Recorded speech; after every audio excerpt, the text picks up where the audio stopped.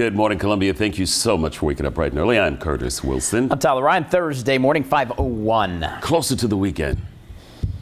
If it wasn't for the pollen, I could smell the weekend. What does the weekend smell like? Good. It smells good. Yeah. Just smells good. Oh, that's it. Absolutely. Like cookies? Yeah, it could be that too. Apple pie? Oh, yeah, that. Vanilla ice cream? Anything that's good. Stinky shoes? No. Okay. No. That's one thing it does not smell like. Excellent. Excellent. Yeah. Well, hopefully it'll smell like rain by the end of the weekend with any luck. Need some of that to wash it away. Gosh, we need But rain. then it's going to come back with a vengeance again, so. Yeah. You know? It's But, that you know, cycle. Mother Nature. We got that pollen. We've got the fires. Helped with the fires, for Yeah. sure. Yeah. I mean, I don't think there's going to be enough to necessarily help a lot with the fires, but anything's better than nothing. It's been so this darn is true. dry. Yeah.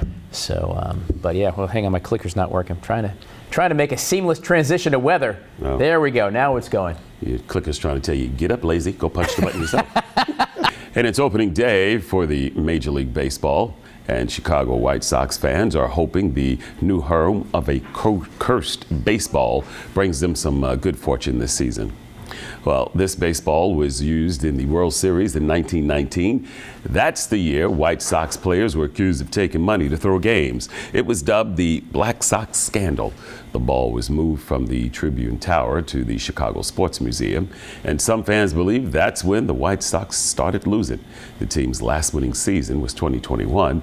Now the ball has been returned to the tower. Fans hoping that will break the curse of the Black Sox ball. Yes, shoeless Joe Jackson. Say it ain't so. I know it. I know it. You know, it's true though. I mean, he took their money, but he actually played incredibly well. So he took their money perhaps, but he didn't do anything to lose the series. There it is. But he was never allowed to play baseball again. That's it. Until, of course, he went to the cornfield in Iowa. Yeah. There's that. Yeah. Of course, Field of Dreams. Absolutely. One of the best movies ever, by the way. Great baseball movie, no question. Yeah. What is it with Costner? Every baseball movie he makes is awesome. I mean, Bull What's the other one? Love of the Bull Game. Durham. Oh, yeah. There's several. Okay. So, good stuff. All right. See how the White Sox, the Red Sox. There's no Blue Sox. I wonder why. No. There's the Blue Jays. There are Blue Jays. Mm-hmm. Yeah. All right.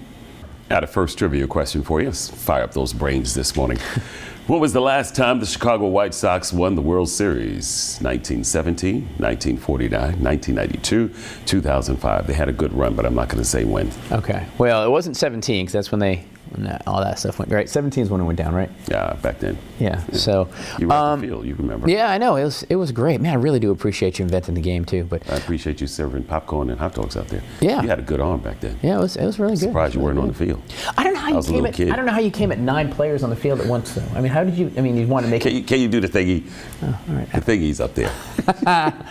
I'm going to say 90. I'm going to say 92. Somebody wrote in a message, it wasn't even to me, somebody sent it to me, about them watching the morning show. They say Curtis Wilson is guaranteed to roll his eyes about 10 times with Tyler. That's all right. 92. You say 92? Yeah, I'll go 92. Okay. The QR code's right there. Go ahead and pop that as well. You can also hit us here at the Great Eye Roller. Curtis Wilson 275 or at Tyler Ryan online. As Curtis mentioned a couple of minutes ago, we talked about it is opening day. Baseball, opening day, MLB.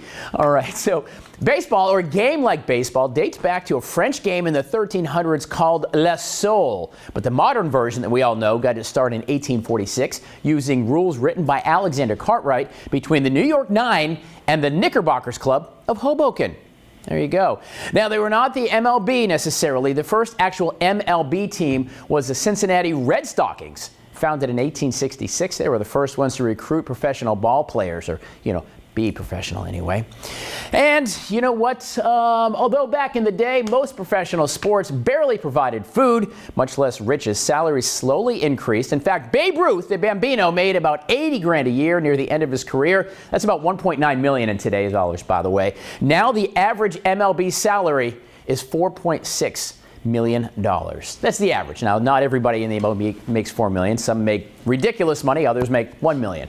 But there's the average, Curtis. 4.6 if you make it to the show. Here it is. Big money in baseball. Whew, big Football, money to play a game, dude. Hockey, soccer. I know. It's big money everywhere in major leagues. It's crazy. I do it for $50K. You do it for $50K? To play baseball all day long? No. I do it for almost free. I mean, I come here every day. Yeah. Happy opening day, brother. Happy opening. Go Red Sox. Here we go, Red Sox. Here we go. Go Mets, Yankees. 66-year-old woman gave birth to her 10th child. What? And she's not even using IVF. Yeah. 66 years old. Just had this child on May 10th, I think. Wow. March 19th, actually. I didn't think that, because don't they go through the change at, I mean, I guess not. Yeah. Some women can Huh? Okay. knock them out. Svitlana is her oldest child at 46. Atrium is 36, Elizabeth 12, Maximilian 12, Alexandra 10, Leopold 8, Anna 7, Maria 4, Katrina 2, Katharina, and then this one here now. She's going to run out of names.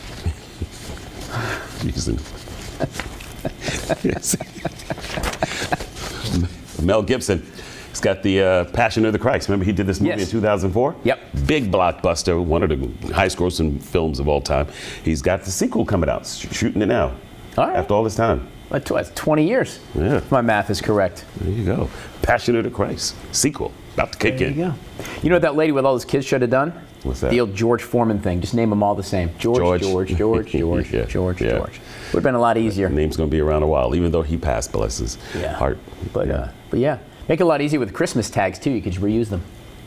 Yeah, but you got to put George 1, George 2, George 3, so they all know which one's which. Yeah, I guess that's true. You know? There you go. Whew. 10 kids. What happened to Octomom? They just did something on her the other day. I can't remember what it was because I don't keep up with that stuff. Yeah. I just, okay. Just popped in my head. Remember, she had like all those kids at once, like 8 of them. 8 of them. Because it was Octo. But they used that IVF stuff, I think. That maybe. Yeah. Why is Octo 8 and October is the 10th month? I just realized that. What in the world? Why do you park in the driveway? Okay. Life's great mysteries unraveled here before your very eyes. Let's go to weather. Okay. One South Carolina school district's new incentive program is paying families if their child has perfect attendance at school. Well, a pilot program rolled out across the Charleston County School District earlier this month. It allows the district to pay $25 a week to every student with perfect attendance. The money is uploaded to a debit card, which is given to parents and students over 18. It can only be used for gas, transportation, utilities, and food. The incentive was created to combat cycles of chronic absenteeism. According to school district officials, more than $30,000 was paid out during the first week. So we got to pay kids to actually just go to school and learn? What about the reward of knowledge? The reward of just giving all this information. And success for them in the future. Right. It's invaluable. Yeah. Or just good parenting to make sure the kids are at school. Well, how about that? Yeah, I guess we can maybe start there. Yeah. So, that's the thing, though. We're just, I don't know. We'll make it. It was tough. Growing up, you had the tough love, but look, the success. I can't even speak. Stuff there's no such thing as tough love anymore. Yeah. These little snowflakes or hurt their feelings. We coddle them now. Yeah. Yeah. Tommy, take a time out. No. It was Tyler, get over here. Remember, you want to cry? I'll give you something to cry about. Don't make me come back there. Yeah. Don't make me pull this car over. And then it was that sound of the belts clearing belt loops. Yeah. Worst thing was I'll tell you right now, that gives you PTSD. I was in Virginia, and we're doing vacation, and you did something stupid or bad, and your parent told you, go get that switch off that tree. Yeah. Man, that's the longest walk. Yeah, it was awful. It was awful. But see, I figured that I tried to outsmart myself a couple of times, and I'd go pick a little switch. Oh, no. Then I learned that the little switches actually hurt more than the bigger sticks. Or wait till your dad gets home. Oh, You knew you were in for it. Did I ever tell you the story? Mom, and I never learned. I was an idiot. So Mom and I got in a spat rather. She'd go ahead and slap me. Want to slap me across the face. And I'd be like, ooh, you missed me. And then she'd be like, that's cool. I'll let your dad know. Because it would have ended there and it wouldn't have been in trouble. Yeah. But no, if I did that, she'd be like, all right, it's cool. We'll just talk to that. And I'd be like, no, Mom, come on. She'd be like, nope, we're good. Yeah. We're good. Wait till he gets home. And I'd be, but I couldn't help it. I'd see it coming and I'd duck. Every time. Jeez Louise. What's the old thing? You spare the rod, you spoil the child. That's right. Yeah. Trivia question: what was the last time the Chicago White Sox won the World Series? This was actually 2005. What did I say? Not that one. Oh, all right. Yeah. All right. 50% of y'all got it right on the QR code, by the way. Thursday in the city, almost to the weekend. Hold tight. We're almost there at 6:01. So experts are saying there are 4 lies when you go to interview that you probably want to tell if they apply to you. 4 lies you want to tell? 4 lies you want to tell. All right, let's see if you're right. All right. The reason for leaving your last role. If for some reason it didn't end well, you don't want to go in and say, yeah, my old boss was a moron. The hours were terrible. They didn't give me any pay. But if you put it on the thingy and they call, they're going to find out why you left. Well, they're not legally allowed to say anymore. You're not Oh, you can't tell? No. Oh. No. So you don't want to. Can you do a facial thingy? You probably, I'm sure it happens. The reason for that is you don't want a new boss to think you're negative or, you were maybe had management issues. Yeah. What's number 2? Number 2 is how many offers you're actually getting. So you want to appear like you've got other jobs. Even if this is the only interview in town, you'd be like, this is great. I'm actually talking with a couple other potential employees. You know what I'm saying? Go. Supply and demand, man. So, I don't want you to be late. Don't share any major travel plans. You'll be like, hey, I'm going to Barbados for 3 weeks. Yeah. Well. The guy might think, well, A, you're not going to be here, and B, maybe you get the job just to fund it. And but here's the thing. Let's say you've already planned this vacation and it's already in the books. You don't want to lose the money. I don't see anything wrong with letting them know. Hey, listen, I just want you to know. Well, I think once you get the job, during the interview, you might not want to mention your big plan, all these travel plans you have. I'll wait till you get it locked in. Yeah. All right. What's number 4? And the last one is plans to start your own side hustle or business. Why would you want to tell them that? Well, I'm just saying, some people do. Yeah, you know what? I'm going to work here, but I also get this and this and this and this going on. Okay. No. So you don't want to. So there you go. 4 lies. As you sit there with your jean shorts on, tank top, flip-flops, sipping on a Mai Tai. Got a little bit of sunscreen. No, man, I don't go to the lake much. I'm good. All right. Let's see what's up weather-wise. All right. Weather-wise, it might be a good day for. Well, first of all, jean shorts. What in the what? Get out of here. Jorts are not a thing anymore, man. Jorts are not a thing. Put them away. Jean shorts. Unless you're Daisy Duke, no jean shorts. What in the world? I almost went over my head. To return the buggy or not to return that buggy? That's the question many shoppers face after they finish loading their cars. While the obvious answer is yes, there are some exceptions that people do understand, like physical limitations, feeling unsafe in the area that you're in, and some health problems. If nothing else, as long as you're at least returning it somewhere near the buggy corral, pretty much in the clear. So you're saying near, so it's going to kill you to take the 6 extra steps to put it into the corral? Well, let's say you have some limited capabilities, walking or moving or something like that. I get that. You say, Charlie, you say no? You still want them to return it? Yeah. Okay. This is the way I look at it. Put it in the parking spot? Oh, if they're in a handicap parking spot, they should be able. No, they park carts in parking spots. Yeah, they put them there and then they blow around. Yeah. And they blow into your car. Yeah, it dents cars. I get that. Yeah. But then what about job security for little Timmy? The little 16-year-old's got a part-time job, and his job is to corral the carts. Yeah, if everybody does the right thing, he's got no job. We don't need Timmy no more. Everybody's corralling their buggies. They still have to go get them. You know? Well, yeah, I guess they still have to bring them to the store. But you're messing up for those who are homeless who need them. What?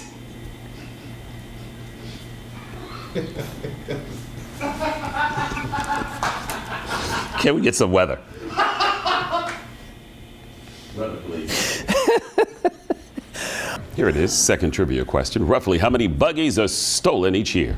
1 million, 1.5 million, 2 million, 4 million. 2. You say 2? 2 million. Okay. Because it's C. 2 million. Yeah. That's what I'm going to go with. Okay. What do you think? They're not really. Okay, yeah, I'll go with that. How are they not stolen? They're all out there in the community. Well, they've been removed from where they're supposed to be. This is true. I mean, a stolen car is still in the community, but, you take it from the owner. Mm-hmm. Still drives down the street, it's still stolen. Man, drives down the street? Or push down the street? Well, I was talking about car. Oh. You can drive a buggy, get inside. You've never been pushed around like. Man, I'm gonna tell you, growing up in the hood, yeah, we have like this laundromat, and it was going down. It was like the projects went down, and there's a concrete wall, and you got the door where you go into it. And we get inside that thing, and they push you down, push you down that ramp. Don't be in the front. Right. See, those are the great things that we don't get to do anymore. Made us tough. This is my point. Yeah. That's why kids are so soft. Everyone's so soft these days. I Their know. feelings are soft. Your bodies are soft. Oh, my guy broke a nail. You know? Come see me when you have a missing finger. All right? There you go. Yeah, I really actually had the finger. That was, people are like, oh my God, Ty lost it. No, I didn't. It's right here. I just kind of did that trick. You mean the thing where you go like this? Yeah, it's a little parlay game. I don't remember how do you do that? I don't remember how to do that. I used to be really good at. What do you have, T? Well, there's a list out from Fortune of the healthiest cities in the country. South Carolina, number one. We're not anywhere near that. Columbia? No. Healthiest cities, physical activity, healthcare, healthy food, mental health providers, et cetera, et cetera. The healthiest. Here you go. Get ready. Not South Carolina. Nope. Number one, Berkeley, California. Okay. Berkeley. I'd never want to live in California, but Berkeley, California. Cambridge, Massachusetts. Healthy. Bellevue, Washington. Where's that? That's obviously Washington State. Yeah. Seattle's on the list too. Colorado, Boulder, Colorado. I could see that. That one I could see because you're outdoors. That's skiing. You ski. Climbing the mountains. Your outdoorsy thing. And Sandy Springs, Georgia. How did Georgia make the list? I don't know. I mean, it's according like to that good Fortune. old Southern food. Come on now. Right. So there you go. And I couldn't find they didn't have the link. Normally they'll have like a link to find where certain places rank. Do you like Southern food? I used to. I just don't eat. You don't eat anymore? I don't eat a lot of processed food anymore. What do you eat now? Like just now, I have stuff I make, like burgers and a lot of protein. Burgers are fattening. Well, I didn't say it's not fattening, but it's not processed. Oh. It's meat, meat. Gotcha. And I don't eat like a lot of bread your garden anymore. out back or something? The what? You got a garden out back? I do. Well, it's not a back. Well, I guess it is in the backyard. Yeah, like vegetables and stuff like that. You said it's not out back, but it is out back. Well, I was thinking out back, but then I'm like, I You guess think it about the really restaurant? is. No. But no, I try not to eat anything like deep fried, like fries. No, and things. you don't eat fries anymore? Not anymore, man. I mean, every now and again, I'll shove it in my face, and it's been so long since I've had a bunch of them. Yeah. I eat like one. I'm like, ooh, that's enough. Okay. Yeah. It's good for you. Healthy eating for you. Trying to, man. It's good stuff. Trying to. But yes, prior to that, I loved anything deep fried. Right. Fry me a river. Do you eat pizza anymore still? No? Not often. Not often. Spaghetti Eddie. It's bad news for him. I know, it is bad news for Spaghetti Eddie. Yeah. For him, I might make an exception. Fair though. be here before you know it. I know, the fair is almost here. It's almost July 4th. It's almost Christmas. Oh, got the hot dog eating. Nope, you're not going to do the hot dog eating? I'm going to have to do that. I will break it for certain things. Charlie, you got to be in it this year. Come on, Charlie. Start practicing now. Shove them dogs in.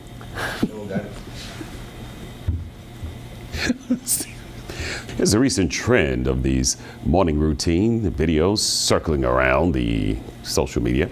And the only question people are asking is, why are they covering their mouth with tape? Well, the influencers believe that mouth taping helps them avoid things like mouth breathing, snoring, sleep apnea. While there are some studies conducted in 2022, they were small and showed no significant evidence to those claims. While health experts saying there are plenty of other better ways to get these benefits without looking goofy with some tape on your mouth. Social media. That's all I'll do is shake my head. Well, that's what I guess. Okay.